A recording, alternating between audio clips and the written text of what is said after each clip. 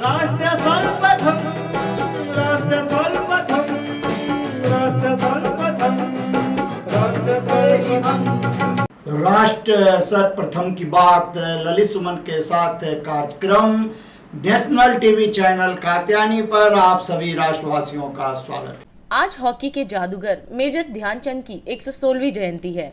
उनकी जयंती को हर साल राष्ट्रीय खेल दिवस के रूप में मनाया जाता है। 29 अगस्त 1905 को उत्तर प्रदेश के इलाहाबाद में जन्मे मेजर ध्यानचंद और हॉकी का साथ कुछ ऐसा था कि अगर एक बार गेंद उनकी स्टिक पर आती तो विपक्षियों के लिए गेंद छीनना आसान नहीं होता।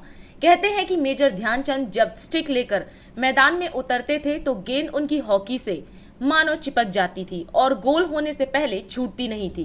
कहा जाता है कि 1928 में एम्स्टर्डम में हुए अपने पहले ओलंपिक में ध्यानचंद ने सबसे ज्यादा 14 गोल कर गोल्ड मेडल दिलवाया। वे जिस तरह से अपनी स्टिक पर गेंद लेकर भागते तो विपक्षी तमाम कोशिशों के बावजूद उनसे गेंद हासिल नहीं कर पाते। कुछ लोगों को शक हुआ कि उनकी स्टिक में जरूर कुछ विशेष बात है। जानकारी के मुताबिक नीदरलैंड के खेल अधिकारियों ने ध्यानचंद की स्टिक तोड़कर जांच करवाई कि कहीं उसमें किसी विशेष प्रकार का चुंबक तो नहीं लगा है। शक के निराधार होने पर उन्होंने ध्यानचंद से माफी मांगी और उन्हें हॉकी के जादूगर की पदवी दे दी। क्रिकेट के महान खिलाड़ी सर ब्रैडमैन भी ध्यानचंद के बड़े फैन थे। 1935 में ध्यानचंद की टीम ऑस्ट्रेलिया और न्यूजीलैंड के दौरे पर गई थी, जहां उन्होंने 48 मैचों में 201 गोल किए। एक मैच के दौरान ब्रैडमैन भी ध्यानचंद को ताबड़तोड़ गोल करते देख वो दंग रह गए। मैच खत्म होने पर वे ध्यानचंद से मिले और कहा, आप तो ऐसे गोल कर रहे थे मानो रन बना रहे हैं। हिंदुस्तान के स्वर्णिम हॉकी इतिहास के इस महानायक ने साल 1928, 1932 और 1936 के ओलंपिक गेम्स में भारत का प्रतिनिधित्व किया और तीनों ही वर्ष भारत को गोल्ड मेडल मिला। इस अवसर पर भारत के प्रधानमंत्री ने महान खिलाड़ी को अपने मन की बात कार्यक्रम में नमन किया। कुछ समय पहले खेल रत्न पुरस्कार भी मेजर ध्यानचंद के नाम पर किया गया है। हालांकि मेजर ध्यानचंद के परिवार समेत कई लोग उन्हें भारत रत्न से सम्मानित करने की मांग कर रहे हैं। हम सबको पता है आज मेजर ध्यानचंद जी की जन्म जयंती है और हमारा देश उनकी स्मृति में इसे राष्ट्रीय खेल दिवस के रूप में मनाता भी है। मैं सोच रहा था कि शायद इस समय मेजर ध्यानचंद जी की आत्मा जहां भी होगी बहुत ही प्रसन्नता का अनुभव करती होगी, क्योंकि दुनिया में भारत की हॉकी का डंका बजाने का काम ध्यानचंद की हॉकी ने किया था। और 4 दशक बाद, करीब करीब 41 साल के बाद भारत के नौजवानों ने, बेटे और बेटियों ने हॉकी के अंदर फिर से जान भर दी। और कितने ही पदक क्यों न मिल जाए, लेकिन जब तक हॉकी में पदक नहीं मिलता भारत का कोई भी नागरिक विजय का आनंद नहीं ले सकता है। और इस बार ओलंपिक में हॉकी का पदक मिला, 4 दशक के बाद मिला। आप कल्पना कर सकते हैं मेजर ध्यानचंद जी के दिल पर, उनकी आत्मा पर, वो जहां होंगे वहां कितनी प्रसन्नता होती होगी। और ध्यानचंद जी का पूरा जीवन खेल को समर्पित था। प्रधानमंत्री नरेंद्र मोदी ने मन की बात के 80वें संस्करण में देश को आज संबोधित किया। इस अवसर पर उन्होंने राष्ट्रीय खेल दिवस सहित अनेक मुद्दों पर चर्चा की। प्रधानमंत्री ने इस अवसर पर युवाओं के संदर्भ में बात करते हुए कहा कि देश के युवा अब नए और अज्ञात क्षेत्रों में जाना चाहते हैं और नए रास्ते बनाना चाहते हैं। उन्होंने ओलंपिक खेलों के बाद बढ़ी रुचि का भी उल्लेख किया। उन्होंने कहा कि आज का युवा खेल से जुड़े अवसर तलाश रहा है। हम इस गति को रुकने नहीं दे सकते। कल आने वाले कृष्ण जन्माष्टमी के संदर्भ में भी उन्होंने अपने विचार रखे। प्रधानमंत्री ने जहां स्वच्छ भारत अभियान में प्रथम आने वाले इंदौर शहर की तारीफ की, वहीं मन की बात के विदेशियों में बढ़ते दायरे का भी जिक्र किया। पीएम मोदी ने देव भाषा संस्कृत के सांस्कृतिक संबंधों को मजबूत करने के महत्व का भी उल्लेख इस अवसर पर किया। नमस्कार। आज का युवा मन बने बनाए रास्तों पर चलना नहीं चाहता है, वो नए रास्ते बनाना चाहता है, अननोन जगह पे कदम रखना चाहता है। मंजिल भी नहीं, लक्ष्य भी नहीं, राह भी नहीं और चाह भी नहीं। और एक बार मन में ठान लेता है ना युवा, जी जान से जुट जाता है, दिन रात मेहनत कर रहा है। हम देखते हैं अभी कुछ समय पहले ही भारत ने अपने स्पेस सेक्टर को ओपन किया और देखते ही देखते युवा पीढ़ी ने उस मौके को पकड़ लिया और इसका लाभ उठाने के लिए कॉलेजों के स्टूडेंट्स, यूनिवर्सिटी, प्राइवेट सेक्टर में काम करने वाले नौजवान बढ़ चढ़ करके आगे आए हैं। और मुझे पक्का भरोसा है आने वाले दिनों में बहुत बड़ी संख्या ऐसे सैटेलाइट्स की होगी जो हमारे युवाओं ने, हमारे छात्रों ने, हमारे कॉलेज ने, हमारी यूनिवर्सिटी ने, लैब में काम करने वाले स्टूडेंट्स ने काम किया होगा। साथ ही इस बार ओलंपिक ने बहुत बड़ा प्रभाव पैदा किया है। ओलंपिक के खेल पूरे हुए, अभी पैरालंपिक चल रहा है। देश को हमारे इस खेल जगत में जो कुछ भी हुआ विश्व की तुलना में भले कम होगा, लेकिन विश्वास भरने के लिए तो बहुत कुछ हुआ। आज युवा सिर्फ स्पोर्ट्स की तरफ देख ही रहा ऐसा नहीं है, लेकिन वह उससे जुड़ी संभावनाओं को और देख रहा है। उसके पूरे इकोसिस्टम को बहुत बारीकी से देख रहा है, उसके सामर्थ्य को समझ रहा है और किसी न किसी रूप में खुद को जोड़ना भी चाहता है। अब वो कन्वेंशनल चीजों से आगे जाकर न्यू डिसिप्लिन्स को अपना रहा है। और मेरे देशवासियों, जब इतना मोमेंटम आया है, हर परिवार में खेल की चर्चा शुरू हुई है, आप ही बताइए मुझे, क्या ये मोमेंटम को अब थमने देना चाहिए, रुकने देना चाहिए? जी नहीं, आप भी मेरी तरह ही सोचते होंगे। अब देश में खेलकूद, स्पोर्ट्स, स्पोर्ट्समैन स्पिरिट अब रुकना नहीं है। इस मोमेंटम को पारिवारिक जीवन में, सामाजिक जीवन में, राष्ट्र जीवन में स्थायी बनाना है, ऊर्जा से भर देना है। कल जन्माष्टमी का महापर्व भी है। जन्माष्टमी का यह पर्व यानी भगवान श्री कृष्ण के जन्म का पर्व। हम भगवान के सब स्वरूपों से परिचित हैं। नटखट कन्हैया से लेकर के विराट रूप धारण करने वाले कृष्ण तक, शास्त्र सामर्थ्य से लेकर के शस्त्र सामर्थ्य वाले कृष्ण तक, कला हो, सौंदर्य हो, माधुर्य हो, कहाँ कहाँ कृष्ण है। हम अपने पर्व मनाएं, उसकी वैज्ञानिकता को समझें, उसके पीछे के अर्थ को समझें। इतना ही नहीं, हर पर्व में कोई न कोई संदेश है, कोई न कोई संस्कार है। मैं एक बार फिर सभी देशवासियों को जन्माष्टमी की बहुत बहुत शुभकामनाएं देता।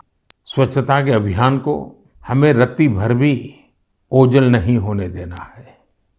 राष्ट्र निर्माण के लिए सबका प्रयास कैसे सबका विकास करता है, इसके उदाहरण हमें प्रेरणा भी देते हैं और कुछ करने के लिए एक नई ऊर्जा भर देते हैं, नया विश्वास भर देते हैं।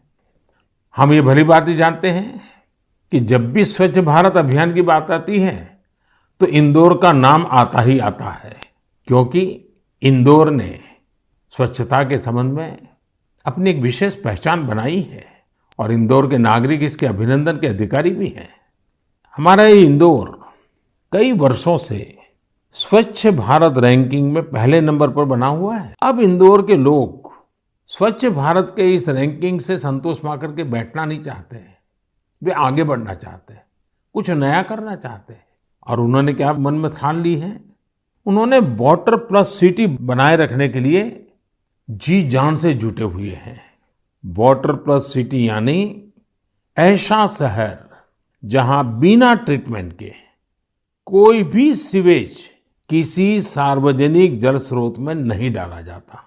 यहाँ के नागरिकों ने खुद आगे आकर अपनी नालियों को सीवर लाइन से जोड़ा है, स्वच्छता अभियान भी चलाया है और इस वजह से सरस्वती और कान नदियों में गिरने वाला गंदा पानी भी काफी कम हुआ है और सुधार नजर आ रहा है। साथियों, हमारे यहाँ संस्कृत के बारे में कहा गया है अमृतम संस्कृतम मित्र सरसम सरलम वचः एकता मूलकम राष्ट्रे ज्ञान विज्ञान पोषकम। अर्थात हमारी संस्कृत भाषा सरस भी है, सरल भी है। संस्कृत अपने विचारों, अपने साहित्य के माध्यम से ये ज्ञान विज्ञान और राष्ट्र की एकता का भी पोषण करती है, उसे मजबूत करती है। सिडनी संस्कृत स्कूल ऑस्ट्रेलिया के उन प्रमुख संस्थानों में से एक है जहां विद्यार्थियों को संस्कृत भाषा पढ़ाई जाती है।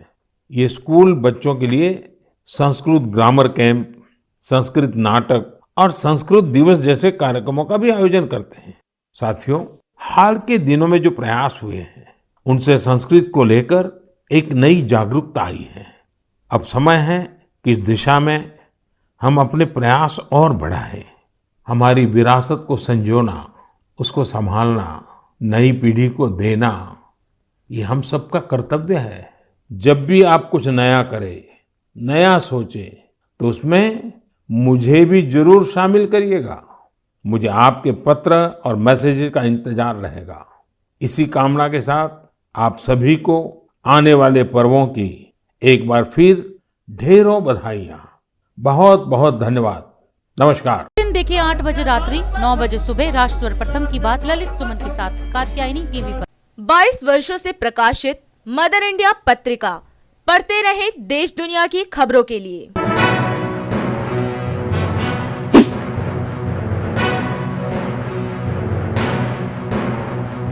26वें वर्ष में आपके लोकप्रिय समाचार पत्र इंडिया दर्पण का प्रवेश। आप देखते रहे अपने क्षेत्र की खबरें।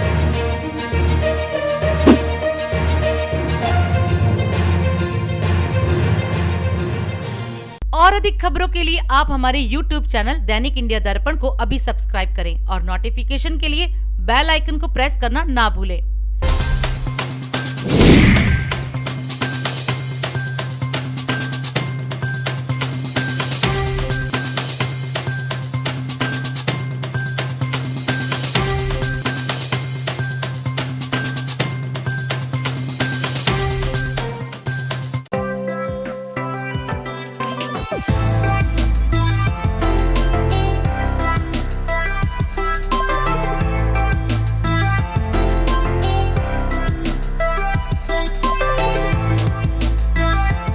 सरकार ने वाहनों के आवाजाही को सरल बनाने के लिए भारत सीरीज का नया पंजीकरण चिन्ह पेश किया। इस चिन्ह को लगाने से वाहनों को री रजिस्ट्रेशन की समस्या से मुक्ति मिल जाएगी। देश भर में प्राइवेट हो या सरकारी, सभी वाहनों को विभिन्न राज्यों में सफर करना पड़ता है। लंबी अवधि के स्थानांतरण से जनता को काफी दिक्कत होती थी, क्योंकि मोटर वाहन अधिनियम 1988 की धारा 47 के तहत जिस राज्य में वाहन पंजीकृत है, उसके अलावा किसी भी राज्य में 12 महीने से अधिक एक व्यक्ति को वाहन रखने की अनुमति नहीं है। लेकिन भारत सीरीज के पंजीकरण चिन्ह के साथ ही यह समस्या नहीं होगी।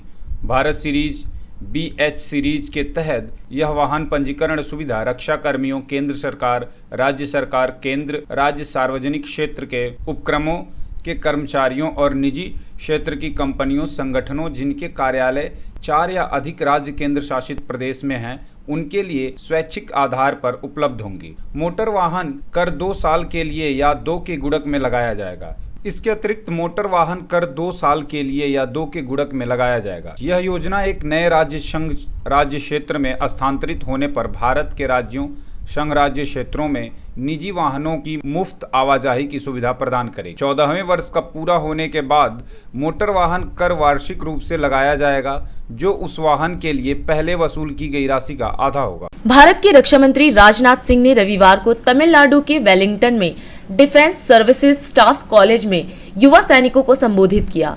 इस अवसर पर बोलते हुए उन्होंने पाकिस्तान का नाम लिए बिना कहा कि दोनों देशों के बीच संघर्ष विराम आज केवल हमारी ताकत के कारण सफल हुआ है। 2016 में सीमा पर हमलों में हमारी प्रतिक्रियावादी मानसिकता को एक सक्रिय मानसिकता में बदल दिया, जिसे 2019 में बालाकोट हवाई हमलों से और मजबूत किया गया। रक्षा मंत्री ने इस बात पर प्रकाश डाला कि भारत जरूरत पड़ने पर अपने विरोधियों के खिलाफ आतंकवाद विरोधी अभियान शुरू करने में संकोच नहीं करेगा। पिछले साल उत्तरी क्षेत्र में सीमा पर यथास्थिति को बदलने के लिए चीन के एक तरफा प्रयास का जिक्र करते हुए सिंह ने कहा कि वहां भी भारत एक नई गतिशीलता के साथ अपनी प्रतिकूलता का सामना करने में सक्षम था।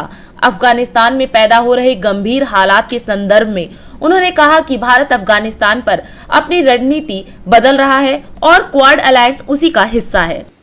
इतने टैलेंटेड स्टूडेंट ऑफिसर्स को जो मैं संबोधित कर रहा हूं, तो आपको अपनी तरफ से मैं अपनी हार्दिक शुभकामनाएं भी देता हूं। मैं ये भी जानता हूं कि यहां जितने यंग ऑफिसर्स हैं उनका सिलेक्शन बहुत ही कठिन है और आपको सिलेक्शन के लिए बहुत ही कॉम्प्लेक्स प्रोसेस से होकर गुजरना पड़ता है। क्योंकि जो कोर्स आप कर रहे हैं, इस कोर्स का एक इंपॉर्टेंस है, इसलिए इसका कंपटीशन भी उसी लेवल का होता है और इसीलिए सभी इसको क्वालिफाई नहीं कर पाते। अनेक ऑफिसर्स के बीच आप कुछ सेलेक्ट फ्यू हैं जो यहां तक पहुंचे हैं। यदि मैं आप लोगों को जेम्स ऑफ आर्म्ड फोर्सेस कहूं तो यह कहना भी एग्जैगरेशन नहीं होगा। जेम्स ऑफ आर्म्ड फोर्सेस जितने भी यहां पर बैठे हुए, जो इंस्टीट्यूशन हमारी सेनाओं को के फ्यूचर लीडर्स को तैयार कर रहा हो, जो इंस्टीट्यूशन दुनिया भर में अपनी तरह के माने जाने इंस्टीट्यूशन में से एक हो और जो इंस्टीट्यूशन आजाद भारत के सामने आने वाली हर प्रकार की चुनौती, किसी भी प्रकार की चुनौती और उस पर हमारी विजय का साक्षी हो, उस इंस्टीट्यूशन में आकर वहां के स्टूडेंट ऑफिसर को संबोधित करते हुए सचमुच मुझे बेहद खुशी हो रही है।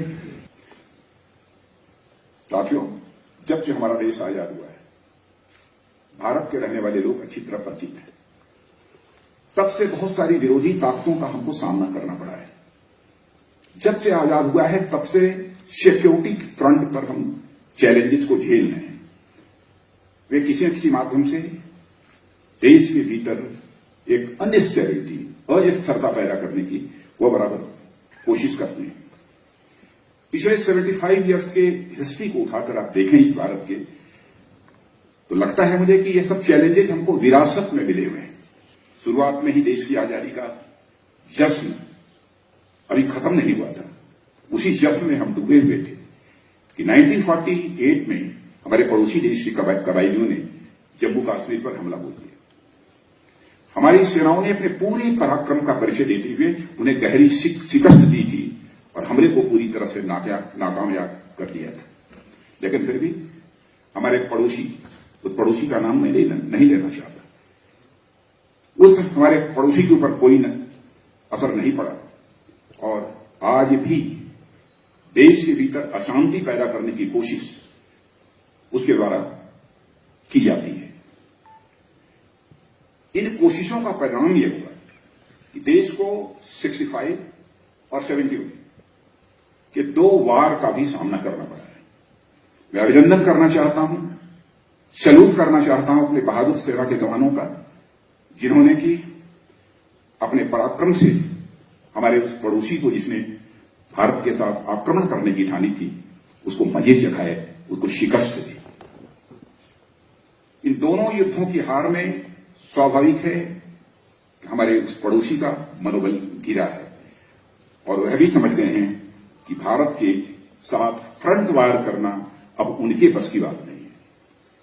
अब फ्रंट वार करना अब उनके बस की बात नहीं, तो अब उन्होंने प्रॉक्सी वार का सहारा लेना प्रारंभ किया है।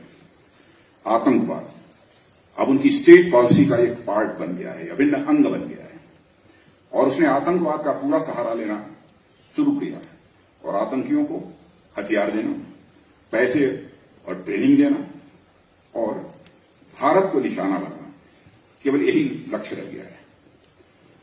और देश के सामने आने वाली चुनौतियों के पैराडाइम में यह मैं एक छोटा बदलाव नहीं मानता हूं, बल्कि यह मैं मानता हूं कि बड़ा बदलाव था।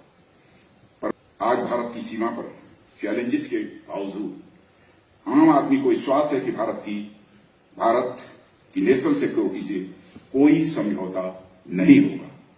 यह भारतवासियों के अंदर भी भरोसा और विश्वास पैदा हुआ है और यह विश्वास धीरे धीरे लगातार मजबूती होता चला जा रहा है कि भारत अपनी जमीन पर तो आतंक का खात्मा करेगा, जरूरत पड़ने पर यदि दूसरे की जमीन पर भी जाकर आतंक का खात्मा करने की जरूरत पड़ेगी तो भारत उसमें पीछे नहीं रहेगा। अफगानिस्तान की चर्चा करना चाहूंगा। अफगानिस्तान में बदलते इक्वेशंस एक बहुत ही, इसे मैं एक चुनौती मानता हूं अपने लोगों के लिए भी, और इन परिस्थितियों ने आज हमारे देश को अपनी स्ट्रेटेजी पर सोचने के लिए मजबूर किया है। इसमें बहुत डिटेल में नहीं जाना चाहूंगा। हम अपनी स्ट्रेटेजी में बदलाव ला रहे हैं। क्वेड का फॉर्मेशन, जो कि इंडिया, ऑस्ट्रेलिया, अमेरिका और जापान को मिला जुलाकर बना है, इसी स्ट्रेटेजी के अंतर्गत ही इसका फॉर्मेशन किया गया है, इस क्वेड का भी। साथियों, नए युग में नेशनल सिक्योरिटी के हर एक डायमेंशन को जब तक एक फ्रेम में रखकर नहीं देखा जाता है, तब तक इसके खतरे हमारे लिए सदैव बने ही रहेंगे। मैं मानता हूं कि यह इंस्टीट्यूशन इन चुनौतियों से निपटने के लिए आपको ट्रेंड भी करेगा और साथ ही इक्विप भी करेगा, और जमीनी स्तर पर आपको ट्रेनिंग देगा। आप जैसे भावी लीडर्स से मेरी आशा ही नहीं, बल्कि मुझे पूरा विश्वास है कि हमारे देश के सामने आने वाली किसी भी प्रकार की चुनौती का आप अपनी बुद्धि, विवेक और पराक्रम से मुंहतोड़ जवाब देंगे। इसके प्रति मैं पूरी तरह से आश्वस्त हूं। उत्तर इंडिया पत्रिका पढ़ते रहे देश दुनिया की खबरों के लिए।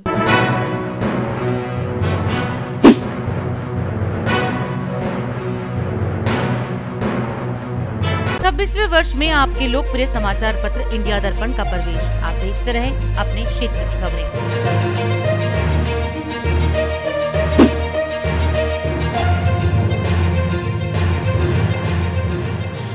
और अधिक खबरों के लिए आप हमारे YouTube चैनल दैनिक इंडिया दर्पण को अभी सब्सक्राइब करें और नोटिफिकेशन के लिए बेल आइकन को प्रेस करना ना भूलें। दिल्ली सरकार ने देश के सर्वोच्च नागरिक पुरस्कारों में से एक पद्म पुरस्कारों के लिए केंद्र को सिफारिश किए जाने वाले 3 डॉक्टरों के नामों को अंतिम रूप दे दिया है। Institute of liver and biliary sciences से डॉक्टर S.K. सरीन, लोकनायक जयप्रकाश नारायण अस्पताल से डॉक्टर सुरेश कुमार और मैक्स से डॉक्टर संदीप बुद्धिराजा को नामांकित किया गया है। राज्य सरकार को 9,427 सुझाव मिले थे, जिनमें से 740 डॉक्टरों के लिए और बाकी पैरामेडिकल स्टाफ के लिए थे। उप मुख्यमंत्री मनीष सिसोदिया की अध्यक्षता में 3 सदस्यीय समिति ने नामों का चयन किया। इससे पहले दिल्ली सरकार ने घोषणा की थी कि वह पद्म पुरस्कारों के लिए केवल डॉक्टरों और पैरामेडिकल स्टाफ की सिफारिश करेगी और नामों के लिए सुझाव आमंत्रित किए थे। सरकार ने कहा कि देश और दुनिया का पहला प्लाज्मा बैंक ILBS के उप कुलपति डॉक्टर सरीन द्वारा शुरू किया गया था। दूसरे नामांकित व्यक्ति डॉक्टर सुरेश कुमार LNJP के चिकित्सा निदेशक हैं, जिनके नेतृत्व में 20,500 कोविड रोगियों का इलाज किया गया, जो देश में सबसे अधिक है। डॉक्टर कुमार ने LNJP में देश का दूसरा प्लाज्मा बैंक भी शुरू किया। प्रतिबंधों के बीच डॉक्टर कुमार ने अस्पताल में भर्ती कोरोना वायरस रोगियों के लिए एक वीडियो कॉल सुविधा शुरू की, ताकि वे अपने प्रियजनों से बात कर सके। LNJP में ही कोविड पॉजिटिव गर्भवती महिला जन्म दे सकती हैं। तीसरे मनोनीत चिकित्सक डॉक्टर संदीप बुद्धिराजा, जो मैक्स में चिकित्सा निदेशक हैं, मैक्स में देश के पहले प्लाज्मा उपचार का नेतृत्व किया। कोरोना के दौरान हमारे फ्रंटलाइन वर्कर्स ने, मेडिकल वर्कर्स ने, खासकर हमारे डॉक्टर्स ने और पैरामेडिक्स ने अपनी जान की बाजी लगा के हम लोगों की जानें बचाई, हम लोगों की सेवा की। ये समय है उनको बताने का कि हम पूरा देश उनका शुक्रगुजार है और पूरा देश उनका सम्मान करता है। दिल्ली सरकार ने तय किया कि हर साल केंद्र सरकार राज्य सरकारों से नाम पूछती है कि आप बताइए कि इस बार आपके यहाँ से पद्मा अवार्ड मतलब पद्मश्री, पद्म भूषण और पद्म विभूषण, पद्मा अवार्ड किसको दिए जाएं, उसके लिए केंद्र सरकार हर साल राज्य सरकारों की से सिफारिश मांगती है। दिल्ली सरकार ने तय किया कि इस बार हम लोग केवल और केवल डॉक्टर्स या पैरामेडिक्स का नाम ही इसके लिए रिकमेंड करेंगे। दिल्ली सरकार ने इसके लिए लोगों के सुझाव मांगे और हमारे पास लगभग 9,427 लोगों ने सुझाव दिए। ये सुझाव 740 मेडिकल प्रोफेशनल से रिलेटेड थे। ILBS के doctor SK Sarin, LNJP hospital के डॉक्टर सुरेश कुमार और मैक्स हॉस्पिटल के group medical director doctor Sandeep Budhiraja. Sarin साहब ILBS के वाइस चांसलर हैं। उन्होंने देश का नहीं, दुनिया का सबसे पहला प्लाज्मा बैंक ILBS में चालू किया। ये प्लाज्मा बैंक रात दिन 24 घंटे चलता था और 8000 से ज़्यादा प्लाज्मा यूनिट्स यहाँ से डोनेट किए गए। इन्होंने दिल्ली सरकार की सबसे पहली RT-PCR फैसिलिटी सबसे पहले शुरू की। यहाँ पे RT-PCR के टेस्ट होने लगे। उन दिनों में जब RT-PCR कोई नहीं कर पा रहा था, इन्होंने अपने यहाँ फैसिलिटी चालू की। और अभी उन्होंने दिल्ली की सबसे पहली जीनोम सीक्वेंसिंग लैब चालू की। Doctor Suresh Kumar LNJP hospital के मेडिकल डायरेक्टर हैं। उनकी देखरेख में LNJP हॉस्पिटल ने देश के सबसे ज़्यादा पेशेंट्स का इलाज किया। LNJP हॉस्पिटल वो हॉस्पिटल है जिसने 20,500 कोरोना के पेशेंट्स का इलाज किया, सबसे ज़्यादा पेशेंट्स पूरे देश में। इन्होंने भी second plasma bank, doctor Sarin ने पहला प्लाज्मा बैंक शुरू किया, इन्होंने देश का दूसरा प्लाज्मा बैंक शुरू किया और एक यूनिक फैसिलिटी इन्होंने चालू की अपने यहाँ। जो मरीज कोरोना की वजह से एडमिट होते थे, उन मरीजों से उनके रिश्तेदार कब मिल नहीं सकते थे, कोरोना था इसीलिए मिल नहीं सकते थे। उन्होंने उनसे उनकी बात कराने के लिए एक यूनिक वीडियो कॉन्फ्रेंस फैसिलिटी चालू की, जिसकी वजह से मरीज अपने रिश्तेदारों से बात कर सकते थे और रिश्तेदार उनसे बात करके उनको एक तसल्ली हो जाती थी कि इलाज ठीक ठाक चल रहा है। डॉक्टर संदीप बुद्धिराजा, इन्होंने दिल्ली नहीं पूरे नॉर्थ इंडिया से मैक्स हॉस्पिटल में लोग इलाज कराने के लिए आते थे। इन्होंने उनके इलाज किए और देश का ही नहीं, मैं कहूँगा कि दुनिया का सबसे पहला देश का सबसे पहला प्लाज्मा ट्रीटमेंट इन्होंने शुरू किया। मैं सभी की तरफ से इन तीनों डॉक्टर्स को बधाई देता हूँ, शुक्रिया अदा करता हूँ। मैं ये समझता हूँ कि ये माना जाए कि ये तीन लोग दिल्ली के सभी डॉक्टर्स, सभी नर्सेस, सभी पैरामेडिक्स की ओर से पद्मा अवार्ड्स के लिए रिकमेंड किए जा रहे हैं। मैं पूरी उम्मीद करता हूँ, प्रार्थना करता हूँ केंद्र सरकार से कि इन तीनों को पद्मा अवार्ड्स दे के जो देश चाहता है, देश के लोगों की इच्छा पूरी की जाए। अब वक्त है देश दुनिया की धड़ाधड़ 10 खबरों का। टोक्यो पैरा ओलंपिक में देश को मिला पहला पदक। भाविना पटेल ने टेबल टेनिस में जीता सिल्वर। दिल्ली मेट्रो ने किया दिव्यांग व्यक्तियों के लिए नामित मौजूदा शौचालयों को अब ट्रांसजेंडरों के लिए भी उपलब्ध। नेहरू की तस्वीर हटाए जाने पर राहुल ने कहा, उन्हें लोगों के दिलों से कैसे निकालोगे। राजस्थान के सीएम अशोक गहलोत को जयपुर के सवाई मानसिंह अस्पताल में एंजियोप्लास्टी के बाद अब छुट्टी दे दी गई है। मेदांता के अध्यक्ष डॉक्टर एन त्रेहान ने स्कूलों को फिर से खोलने पर जताई चिंता। बोले, देखभाल के लिए नहीं है अच्छी सुविधाएं, जनसंख्या के आकार को देखते हुए हमें सतर्क रहना चाहिए। भारत में कोरोना वायरस के 45,083 नए मामले, 460 और लोगों की मौत। जयशंकर ने अमेरिकी विदेश मंत्री ब्लिंकन से बात की, अफगान संकट पर हुई चर्चा। अयोध्या पहुंचे राष्ट्रपति रामनाथ कोविंद, मुख्यमंत्री योगी ने किया स्वागत। जम्मू कश्मीर में हो सकता है आतंकी हमला, तालिबान से मिले जैश के दहशतगर्द। राष्ट्र सर्वप्रथम की बात ललित सुमन के साथ कार्यक्रम में हम आज आपसे यहीं विदा लेते हैं। राष्ट्र सर्वप्रथम, वंदे मातरम, जाग उठा है भारत। राष्ट्र सर्वप्रथम, राष्ट्र सर्वप्रथम।